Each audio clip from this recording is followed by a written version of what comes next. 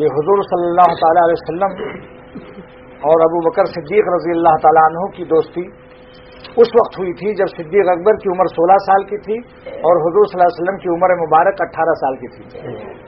ایک جوانی صدیق کی، ایک جوانی سید الانبیاء کی، دو عالم شباب کا مصافحہ، عالم شباب صدیق اور عالم شباب سید الانبیاء، ان کا مصافحہ ہوتا ہے، یعنی ملاقات ہوتی ہے اور دوستی کا آغاز ہوتا ہے. اسی زمانے میں صدیق اکبر رضی اللہ تعالیٰ عنہ شیخ ولی الدین مصنف مشکات اسماء الرجال میں فرماتے ہیں کہ لم یفارق، صدیق اکبر کبھی جدا نہیں ہوئے، لم یفارق ہو، حضور صلی اللہ علیہ وسلم سے کبھی علیحدگی اختیار نہیں کی، ولا فی الجاہلیت ولا فی الاسلام، یعنی اسلام اور نبوت کے اعلان سے پہلے ہی دوستی تھی.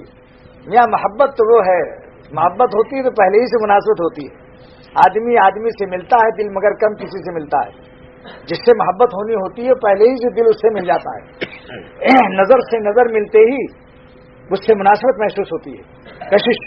تو چونکہ صدیق کی قسمت میں تو لکھا ہی تھا سب، روح تو صدیق کی تھی، گو زبان سے ابھی اعلان نہیں ہوا تھا. سید الانبیاء کے جسم مبارک میں روح تو نبوت کی تھی، گو نبوت کا اعلان نہیں ہوا تھا، لہذا دونوں روحوں میں مناسبت ہو گئی. صدیق اکبر نے عرض کیا میں جا رہا ہوں شام کی تجارت کے لیے تشریف لے گئے. وہاں ایک خواب دیکھا اور اس خواب کو دیکھا تو اس میں ایسے حالات اہم تھے کہ بحیرہ راہب جو عیسائیوں کا ایک بہت بڑا ولی اللہ پادری بزرگ صوفی درویش وہ قریب تھے، ان سے جا کر اپنا خواب بیان کیا. ابھی نبوت کا اعلان نہیں ہوا، اسلام دنیا میں نہیں آیا. خواب کی تعبیر بحیرہ راہب نے یہ دی. پہلے تو پوچھا کہ آپ کہاں سے آئے ہیں، عرض کیا مکے سے. پوچھا کیا خاندان ہے، قریش. فرمایا عیش کیا ہے، آپ کون ہیں. ایو شعین کا مخفف ہے عیش، یعنی فرمایا انا تاجر، میں تاجر ہوں. فرمایا کہ اچھا تمہارے شہر مکہ میں ایک نبی مبعوث ہونے والے ہیں. اس خواب کی تعبیر یہ ہے وَأَنْتَ تَكُونُ وَزِيرَهُ فِي حَيَاتِهِ، اور تم ان کی حیات میں ان کے وزیر بنو گے. وَخَلِيفَتَهُ بَعْدَ وَفَاتِهِ، اور خلیفہ بنو گے ان کے دنیا سے تشریف لے جانے کے بعد. یہ خواب کی تعبیر دی. ابھی اسلام نہیں آیا، نبوت کا اعلان نہیں ہوا. واپس آئے.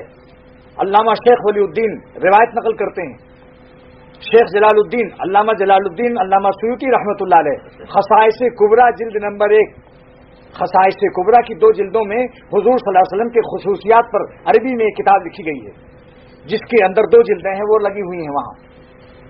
جلد نمبر 1 صفحہ نمبر 29، جس کو 29 کہتے ہیں آپ لوگ. 29 نہیں سمجھے تو سمجھ لو 29. صفحہ 29 پر یہ واقعہ لکھا کہ ابو بکر صدیق نے اپنا خواب ساری کائنات سے چھپایا، نہ اپنی بیوی کو بتایا، نہ بچوں کو بتایا، نہ دوستوں کو، روئے زمین پر کسی کو نہیں خبر دی. اس کے بعد زمانہ آ گیا، آپ 38 سال کے ہوئے، سید الانبیاء 40 سال کے ہوئے، اور 2 سال کی چھٹائی بڑائی چلتی رہی. جب صدیق اکبر 38 سال کے ہوئے اور حضور صلی اللہ تعالیٰ علیہ وسلم 40 سال کے ہوئے تو آپ کا اللہ نے بذریعہ وہی نبوت کی نعمت سے نوازا اور اعلان فرمایا. نبی تو آپ تھے ہی، اس کا ظہور ہو گیا. لہذا آپ نے اعلان فرمایا کہ اے لوگوں، مجھے اللہ نے نبوت سے نوازا اور مجھ پر جبرائیل علیہ السلام نے قرآن نازل فرمایا. لہذا یہ خبر سنتے ہی صدیق اکبر دوڑے ہوئے آئے اور پوچھا یا رسول اللہ صلی اللہ علیہ وسلم. اس وقت یا رسول اللہ نہیں کہا کیونکہ ابھی تو ایمان ہی نہیں لائے تھے. یہ کہا یا محمد صلی اللہ علیہ وسلم مت دلیل علی ما تدعی، کیا دلیل ہے جو آپ دعویٰ کر رہے ہیں، نبوت کے دعوے پر آپ کے پاس کیا ثبوت ہے.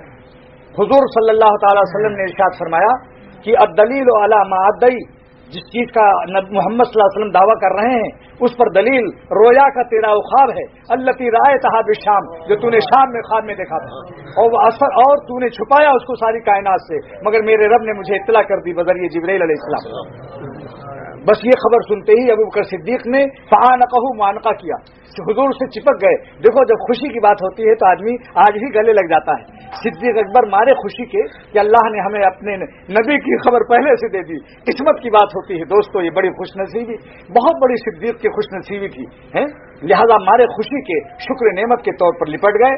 حضور صلی اللہ علیہ وسلم سے معانقہ فرمایا اور اس سے ایک سنت کا علم ہوا کہ بیٹھے بیٹھے کبھی ایک معانقہ تو دور سے آنے کی سنت ہے، لیکن کبھی کسی خوشخبری پر لپٹ جانا بھی سنت صدیقی ہے. اچانک کوئی خوشخبری، کوئی خواب، کوئی اچھا بات دیکھی. مثلا ایک شخص کہتا ہے کہ میں نے آپ کو حضور صلی اللہ تعالی وسلم کی بارگاہ نبوت میں آج خواب میں دیکھا اور تم بھی وہاں تھے، آپ بدلاؤ اسی لپٹو گے نہیں اس سے؟ اگر آپ کو کوئی خوشخبری سنائے کہ میں نے آج حضور صلی اللہ علیہ وسلم کی زیارت کی خواب میں اور وہاں تم بھی تھے، بتاؤ کیا کرو گے؟ اس پر لپٹو گے یا نہیں؟ تو معلوم ہوا خوشی کے وقت میں معانقہ ایک معانقہ یہ بھی ہے ایک قسم. اور وقبل بین عینیہ ہے، اور حضور صلی اللہ علیہ وسلم کے پیشانی کے دونوں آنکھوں کے درمیان کے حصے کو آپ نے تقبیل فرمایا. تقبیل مانے بھائی بوسہ لینا ہے، آپ نے بوسہ لیا.